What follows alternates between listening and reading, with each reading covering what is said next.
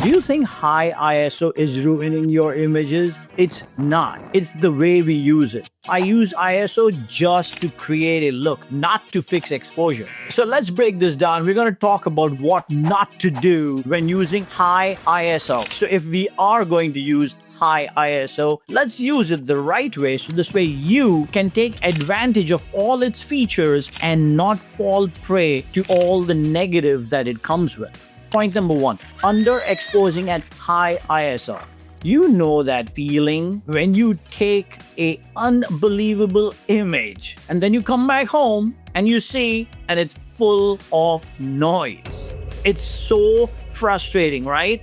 Most of us blame high ISO for noise, but it's not coming from high ISO. It's coming from not giving your camera, your sensor, enough light. When you underexpose at high ISO, you're giving your sensor a weak signal. Then you take that photograph, you think that you've done the right thing by underexposing it with a high ISO, you bring it back, and when you put it into Photoshop, you say, you know what? That's great. It looks nice, but it's underexposed. I'm going to bring back the exposure. And when you bring back the exposure, what happens? You are introducing noise to the photograph. Why? Think of your camera like a stage. And in that stage, you have a person singing. Along with the person singing, there is other sound. There are sounds of the tube light. There is someone closing the door, or there's somebody walking, or the audience is sitting down, so on and so forth. There's movement. So there's some kind of rustling. There's some kind of extra noise present in the room other than the musician singing.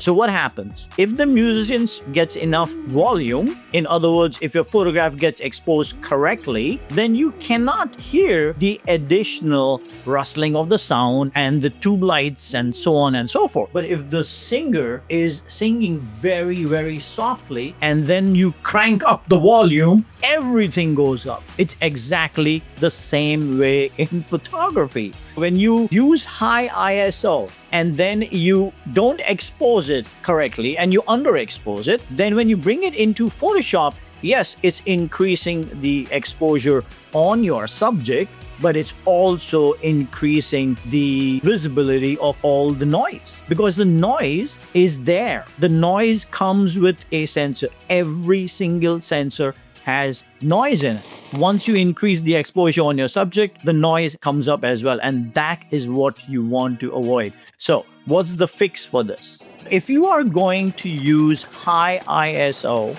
then you must expose a little tad bit brighter or expose normal. Don't underexpose it. If you're using high ISO, don't plan on increasing exposure in post.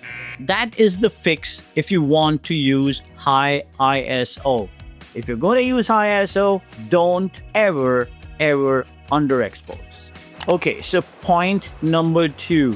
This is another thing that you should never ever do if you have decided to use high ISO. And that is you choose low ISO over the right shutter speed. Let me explain. What do I mean by that? Have you ever missed that perfect wildlife shot because your image was blurry? When I say missed, you've taken the photograph, but now in the computer, it's blurry. You can't use it. You did everything. You used the right composition. You did the right timing. You focused on him. Bang, you took the photograph. Great. You come home and it is too soft. You are trying your best to keep the ISO low. When I say low, I mean low to what the camera manufacturer is saying. But in order to keep the ISO low, you are also lowering your shutter speed, which means you are giving your frame more light. You're not increasing the ISO, but what you're also doing is you are lowering your shutter speed. Now, what is happening with that? You are coming back with soft images because your shutter speed is so low. You cannot try to keep low ISO and lower your shutter speed. That is an absolute no-no. Either you stop shooting, you come back when the light is right, or you increase your ISO. If you've decided to use a higher ISO, that's what you do.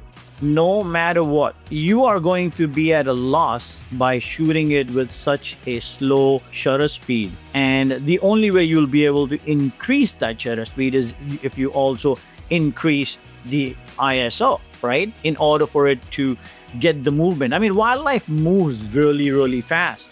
In order for you to freeze the action, your shutter speed needs to be fast. In order for your shutter speed to be fast, you need to increase your ISO. But the mistake that we all make is we keep the ISO as low as possible or as low as what the camera manufacturer has said, and then we also lower the shutter speed.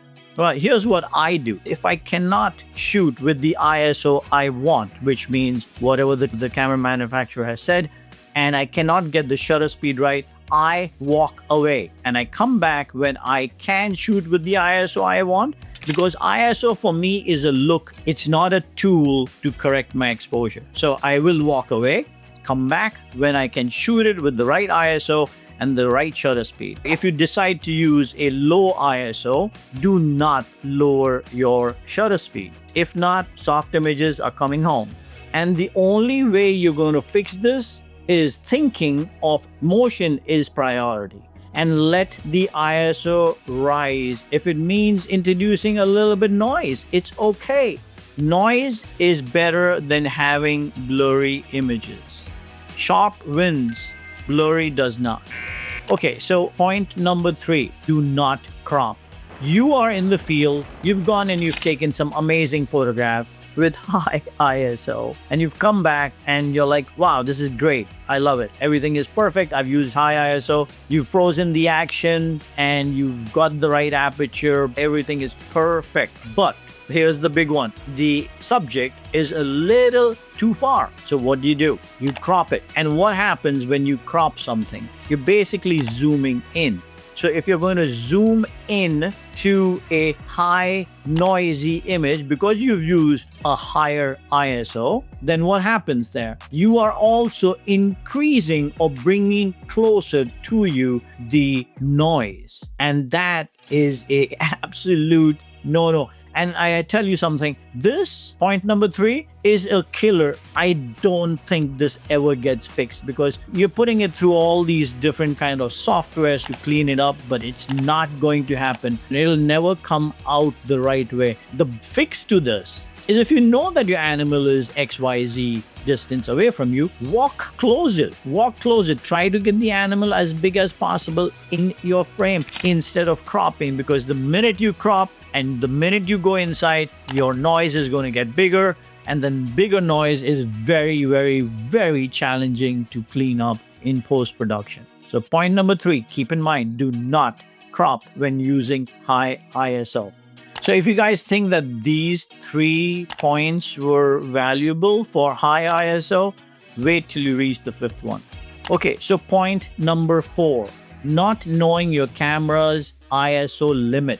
This is something that you cannot get away with. You must know your camera's limitations of high ISO. Some cameras, even camera bodies, I should say, are different than the other. My Sony versus somebody else's Sony is going to be a tad bit different, let alone one manufacturer to the other manufacturer to the other manufacturer. They are all going to be different. Your job as a photographer is to know what is the limitation acceptable by you, the artist, with your camera's ISO, meaning with how much noise it introduces at what ISO, and you are okay with it. When I get my new camera, what I do is, with exactly the same lighting, I will take a photograph of the same subject with ISO 100, ISO 200, ISO 400, ISO 640, ISO 800, ISO 1200. And then I look at them, and that is basically what helps me determine the look I want out of my camera's sensor. So I choose to shoot my Sony at 640 because I like the graininess. I like the noise that it gives me at 640. Of course, the camera manufacturer says shoot it at the lowest, and I think it's 400 if I'm not mistaken. I don't know what they suggest. But for me, 640 is the best. But I also know that if I push it to 800, I'm okay. I also know if I bring it down to 400, I'm still okay. That is what I mean by saying to you, you must know your camera's noise limits. So if you think that 640 is creating a look for you, stick with 640. If you have to push it to 800. If for some reason you need to push it to 1600 or you need to push it to 16,000, then you as an artist should be okay with it. And that is what I mean by saying that you must know your camera's limits.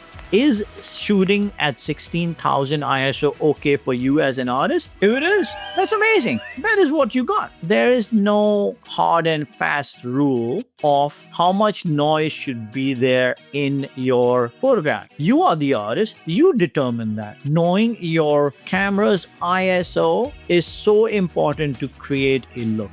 Point number 1, 2, 3, and 4, I've told you the things that you should not do while using a high ISO. In point number 5, I'm going to ask you to do something when you're not listening to what the camera manufacturer suggests.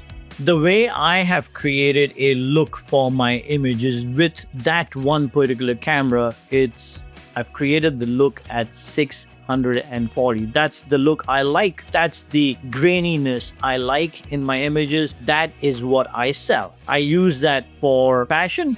I use that for wildlife. I use that for everything. Even if I'm walking around with my kids and taking their photographs, I'm using it just at that. 640, creating a look that I love. What I'm asking you to do is to know what you like. You should like a particular ISO, maybe 100. Maybe you like a 2000. Maybe you like a 1600. But here is a tip. If I'm going to photograph Arctic wolves, or if I'm going to photograph butterflies, whatever I'm going to photograph, I actually at that point when I'm all ready and prepped up and done my homework, I know I'm going to be shooting at XYZ light, right? So what you want to do is you want to take the ISO before getting on location and play with it. So you determine a look. If I'm in the dark situation, I will need more light into my camera. So can I live with a 800 ISO or should I live with a 1200 ISO? Once you determine that look in your mind because you are the artist, then that is what you do when you go there. You should not go to location and say to yourself, okay, I'm taking my ISO up to 1600.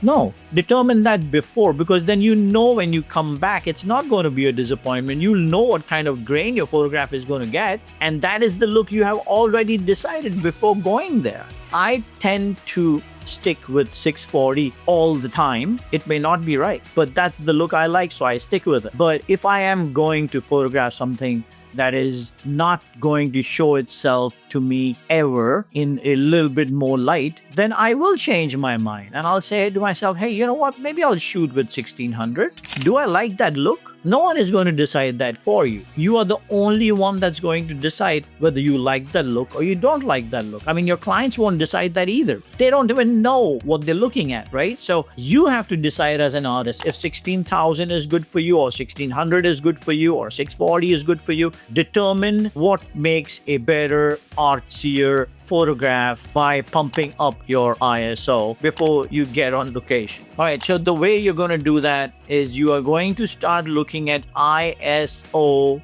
as a creative tool, not as a mechanical tool. Creative tool.